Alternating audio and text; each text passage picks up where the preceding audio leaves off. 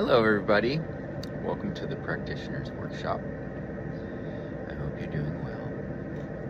I wanted to cover a couple of different things today.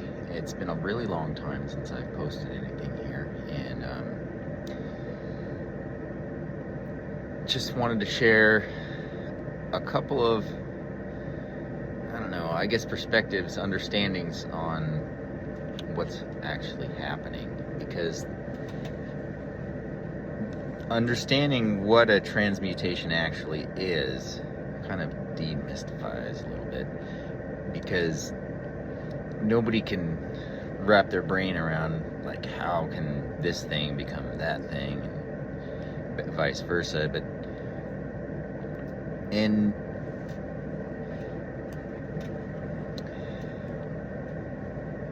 the world of chemistry, you learn about different reactions between things, and some of them are what are called reactions of substitution, where you put two things together and they trade things. Like one thing will take the water off of this thing, and this thing will take the oxygen off of that, for example. And so it's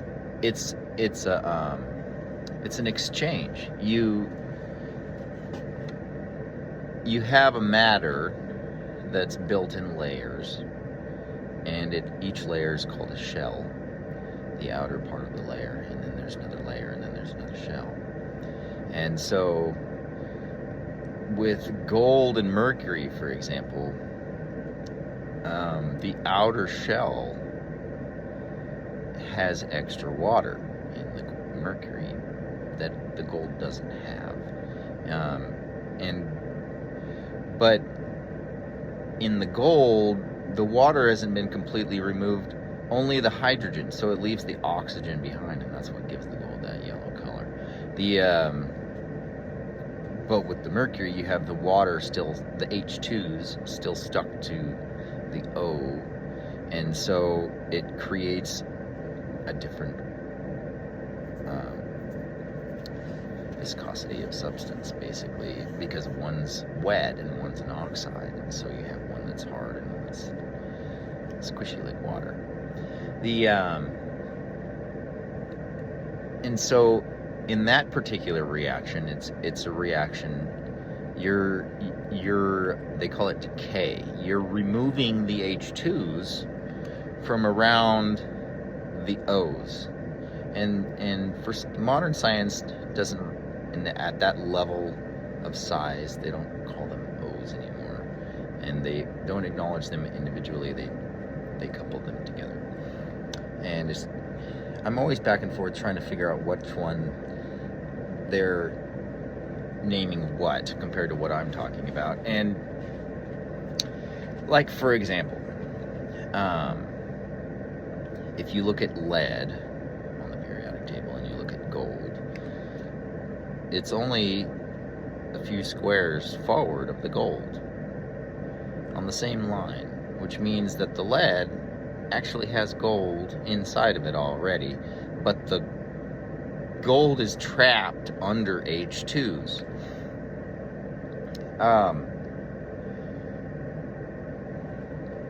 As a whole, it's water. There's water on the outside of the gold. And as long as it's stuck on the outside of each individual atom of gold, then the atom acts like water, and we call that mercury. But if you remove the H2s from the water and leave the O2s behind, now it's no longer malleable and wet. It's dry and hard. It's still soft because it has other layers inside that are wet, but that is a process of decay. You're taking away the protons. I don't know why they call an H2 a proton and an O2 a neutron, when in my mind an O is positive and an H is negative. And so I would think that the O2s are protons, but if I'm understanding science and how they label things, then they call the H2s protons. And so when I remove the H2s, it moves the element down one step at a time as you remove each layer of H2s. And so in order to turn gold or lead into gold, to expose the gold under the water on the outside of the lead, I remove 3 H2s and leave the O2s behind. And so you only decay it to a certain temperature, because the temperature that hydrogen decays at is much lower than the temperature that oxygen decays at. And so you can remove just the hydrogen, or just part of the hydrogen, or you can remove all of the hydrogen. And if you completely remove all of the hydrogen, then you end up with the dry, heavier metals. And the more hydrogens, the H2s, protons that you put on there, the wetter it becomes. But it depends on the layers underneath of it, that, like, the final matter itself. The misconception is in what matter is. And modern science has established that it's layers of shells, and that each shell has X number of protons, neutrons, and electrons. And when they get smaller, now they call them upticks and downticks. It's all the same things, but they're just relabeling it every stage of size. Like, if you have a water molecule that's the size of a regular water molecule, and then you reduce it down to the subatomic level, now they call it 2 upticks and a downtick. The uptick is the H, and the downtick is the O. And then you have the opposite of that, 2 downticks and an uptick. And so then that's your protons and neutrons at that level. And the funny thing is, I'm always a little bit baffled by how these, because when they organized all this stuff, a different person organized it each layer, and they didn't talk to each other or communicate about what each. And so the misunderstanding is that each layer at a different size is a completely different thing, when in reality it's exactly the same thing, and it's just smaller than it was before. And so H2O, what we call water, if I make it really, really, really small, is now called 2 upticks and a downtick. But if I go one size higher than that, they don't acknowledge the third part anymore. And so now H2s are called protons and O2s are called neutrons. And they start breaking the water up. When it's down at the tick size, now they acknowledge all 3 parts. And when it's up at the molecule size, now they acknowledge all 3 parts again. But they're still not acknowledging the glue that holds all those parts together, except at certain points. And they don't acknowledge. So what they call an electron, and that's the number of, the number of electrons per shell ultimately determines the substance, because the electron is what holds the water to the shell, basically. It's the glue. And when the electrons and protons or neutrons are in the metal, they're called electrons, protons, and neutrons. But if I take it out of the metal, now it's called water and nitrogen. The NO2s are called electrons when they're really, really tiny. It's simple as that. In all these extra labels on everything at every level confuses the whole scenario, because you don't see the relationship between each thing at each stage. The water is the 2 upticks and a downtick. O2, oxygen, is the two downticks and an uptick. And the electrons holding the O2s and the H2s all together, that is nitrogen. And then you have the shell. You can't forget about the shell. Without the shell, nothing has structure, nothing has form. And so the element that builds the shell, that was known by Egypt as the god essence, as Ra. And it was the highest, considered the highest deity of all deities, and the shell is sulfur. And so you have this layer of nitrogen and then water, and then some of the H2s get removed from the water and it becomes an oxide, and sometimes more water gets put on top, and then it gets bound together into a permanent structure with a shell of sulfur around it. And it's just like the shell around every cell in your body, that every single cell in your body has a membrane, just like the membrane inside of an egg. Under the shell of an egg, there's a membrane. And that membrane is what holds the cell together as it develops. The shell itself, the outer shell, is the last thing to happen. But the whole cell develops inside this membrane. And that membrane and the outer hard shell outside of it is sulfur. And you ever let an egg go bad? It rots, it smells like sulfur. Rotten egg, the smell of sulfur is always compared to the smell of rotten eggs. That's because there is sulfur in every cell, and you smell it when it decomposes. And so this structure, what you end up with is a nucleus of ammonia. And then you have a layer of electrons, nitrogen. And then you have a layer of water, protons and neutrons. And then you have a layer of sulfur. Now it's a single cell, like a stem cell of every element. And then you start, because you've made a structure around that form, you can build on it again. And so elements have different amounts of shells. Some elements have a couple of shells, like carbon, and then other elements have lots of shells, like lead. And so the more shells that you have on the thing, the heavier it becomes, because now it has a lot of water in it and a lot of nitrogen and a lot of sulfur. And so but in order for the substance to be stable, you have to dry out some of the layers of shells. And so you'll have a layer that's really wet, and then a layer that's really dry, and then a layer that's really wet, and then a couple of dry layers, and then a couple of wet layers. And the layer on the outside is what's changing most often. It's what's in decay.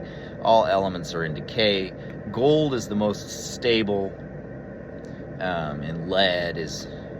It depends on the structure of the thing that makes it stable or not. Like, for example, if you took a bunch of magnets, round sphere magnets, and stuck them together in a straight line and pointed them at your computer screen, it would distort the screen. The colors would all get distorted as you pointed it at it like a wand. But if you take those same magnets and put them in a circle, connect it back around and make a circle with them, and then put it up against your computer screen, there will be no effect. Because by binding the energy into itself, you've created its own circuit. It's not escaping anymore. When it's in a straight line, it's like a funnel. But when it's bound into itself, it orbits into itself, and so it's not escaping. And so gold is the orbiting structure, whereas something like iron is the straight line that's falling apart.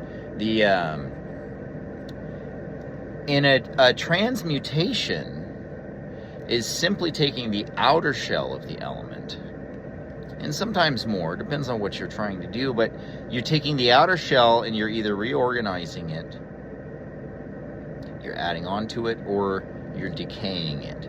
And the outer shell is the most easily manipulated,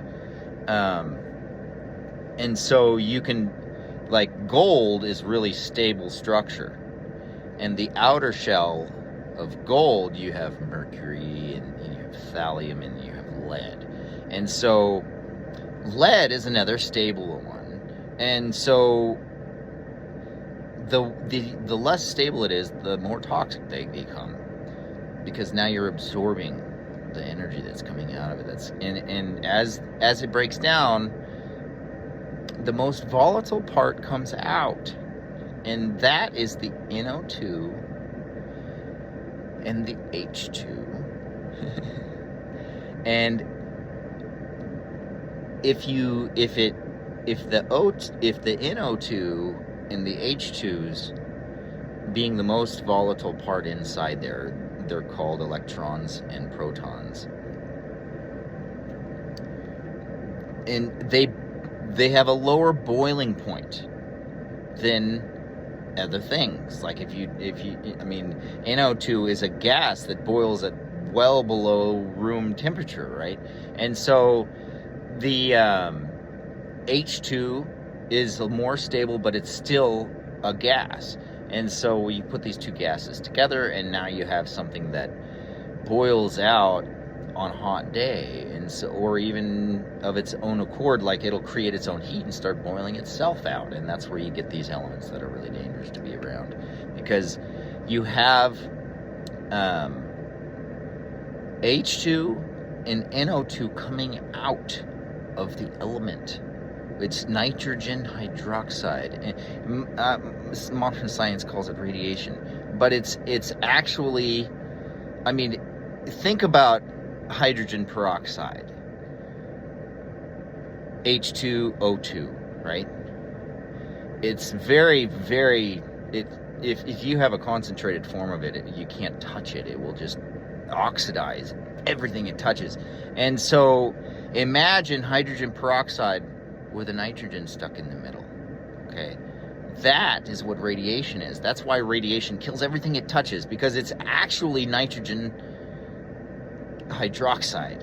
If I'm understanding, it's like hydrogen peroxide that's nitrated, basically, because it's the most volatile parts of the element leaking out just from heat. Like, they boil, they're gases, they want to come out, and if they're not stabilized, then they come out everywhere all the time, until finally, once they're gone, we call it a different thing. We say it's gone through decay, and now the lead has become, well, lead, they say, doesn't decay, it's stabilized, but the thallium could decay down, or the, iron is really decaying a lot. Copper's not decaying quite so much, but it still is. And alchemy becomes the art of taking what nature built already, using elements that have really low boiling points, that haven't been organized or balanced or purified properly, that make these matters, and then you take and you disassemble it without destroying the parts. You stabilize the parts so that they're no longer falling apart, they're not decaying. The volatile part has been bound permanently into it, and then you rebuild the element. At that point, you've stopped the decay by simply stabilizing the volatile part of the element.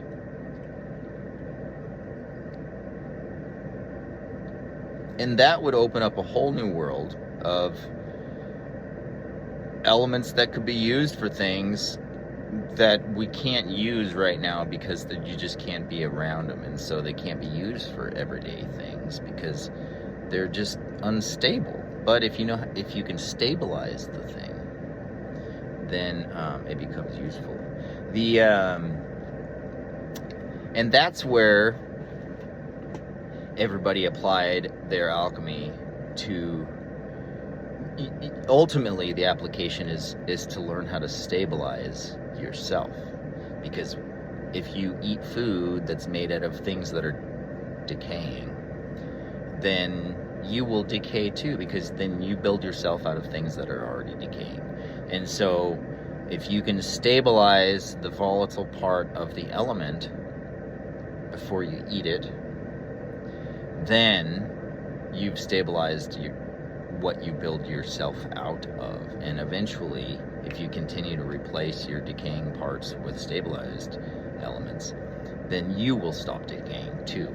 And so alchemy becomes the art of stopping decay.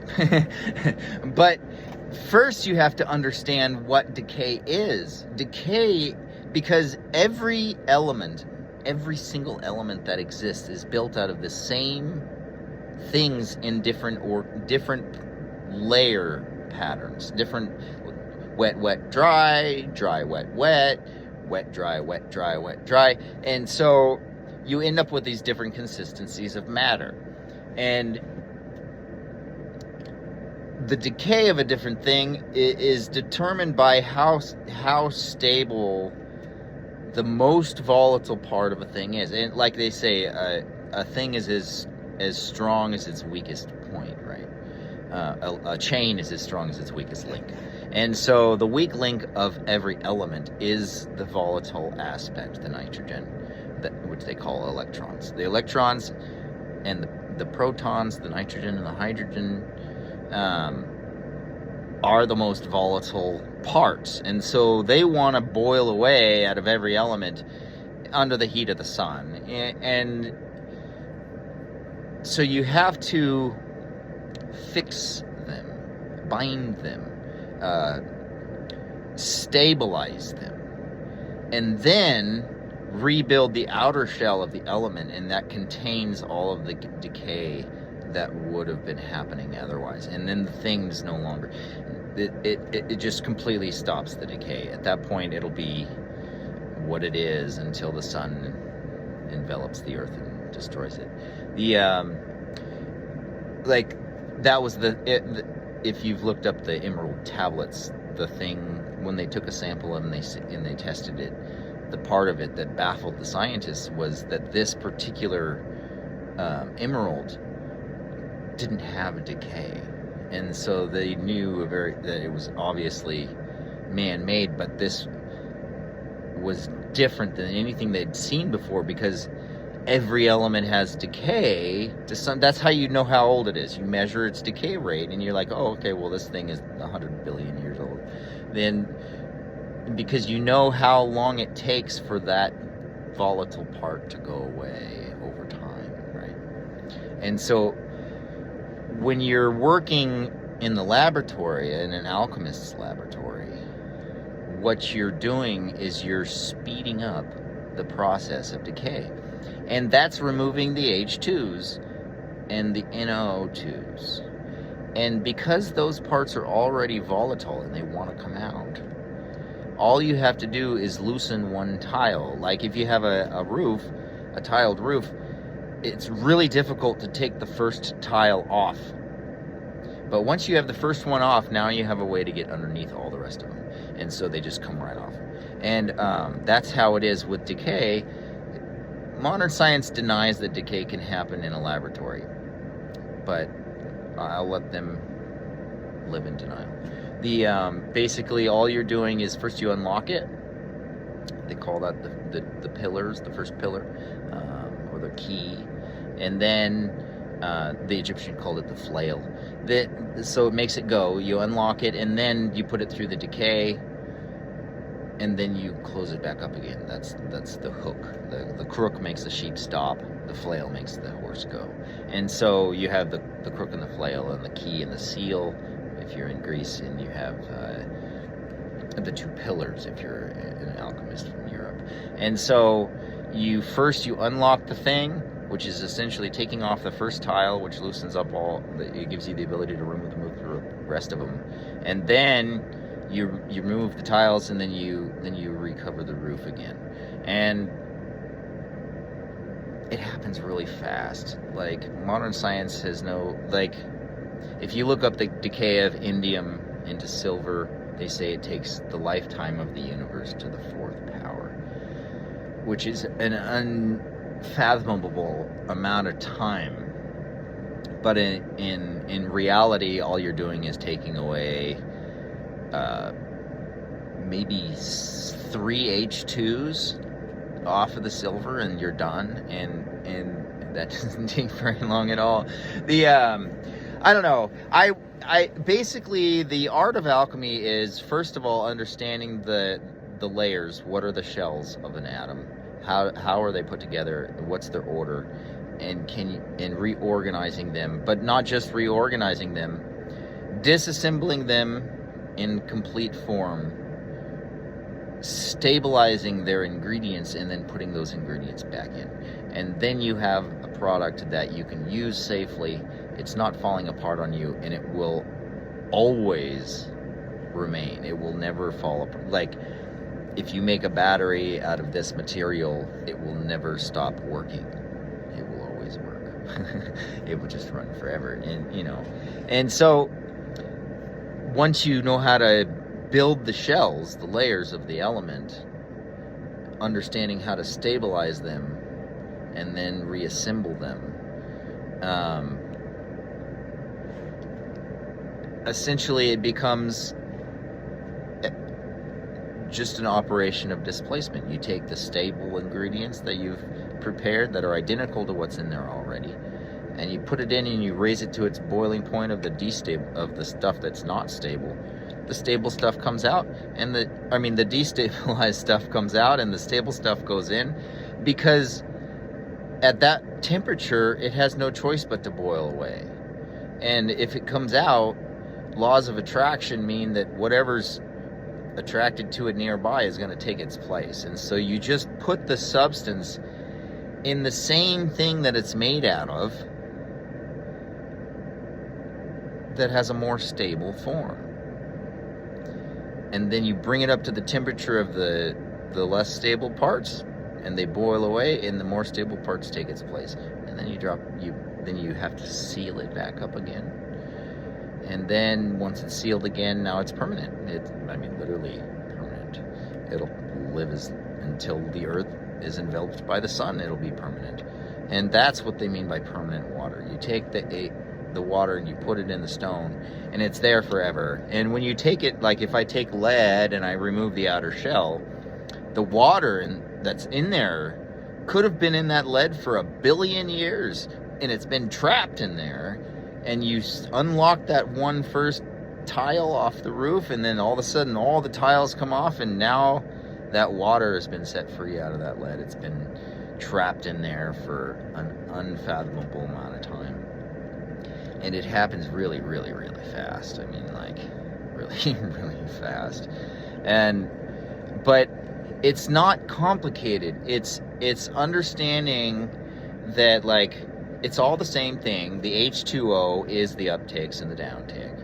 And the neutron and the proton and the electron are the water and the nitrogen. And